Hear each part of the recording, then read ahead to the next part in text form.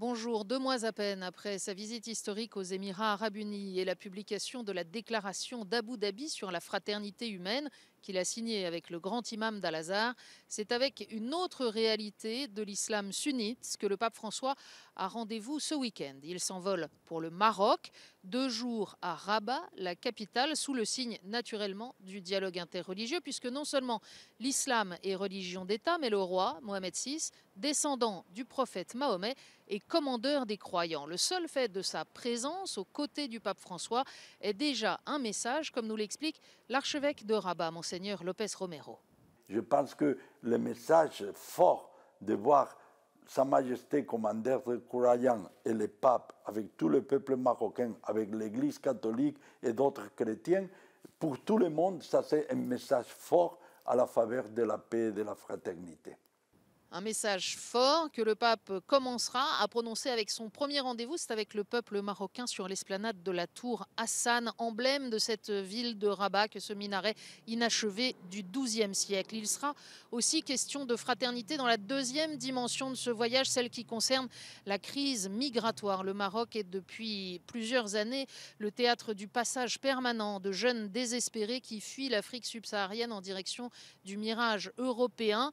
Et le point de passage à la frontière avec l'Espagne est souvent le théâtre de violents affrontements. Le pape se rendra ce samedi en fin de journée à la rencontre d'un groupe de migrants au siège de la Caritas diocésaine. Et puis bien sûr, François a répondu aussi à l'invitation de l'Église catholique qui est au Maroc. C'est à elle qu'il consacrera cette journée de dimanche, avec d'abord une visite au centre d'action sociale de Témara, tenu par les Filles de la Charité, puis à la cathédrale en fin de matinée, la rencontre avec le clergé, les religieux, religieuses et laïcs engagés dans la pastorale. Enfin, bien sûr, la célébration de la messe, ce sera dimanche après-midi au centre sportif Moulay Abdallah. Quel est le défi qu'affronte au quotidien ce tout petit troupeau de catholiques, à peine plus de 22 000 personnes sur 35 millions d'habitants? La réponse de leur archevêque. Je pense que c'est de témoigner de sa foi en silence.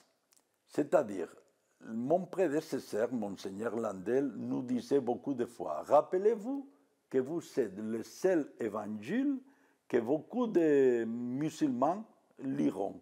Ils n'iront pas acheter un livre de la Bible ou des évangiles.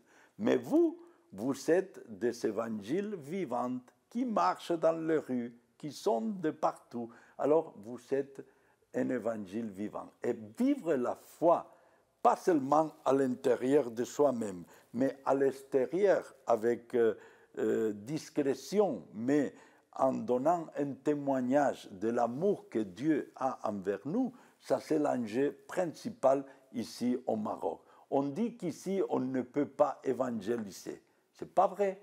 Nous évangélisons, mais sans prononcer des mots. Les mots du pape, eux, seront audibles par tous. Ils sont attendus. Toutes les étapes de ce voyage seront en direct sur KTO et ktotv.com.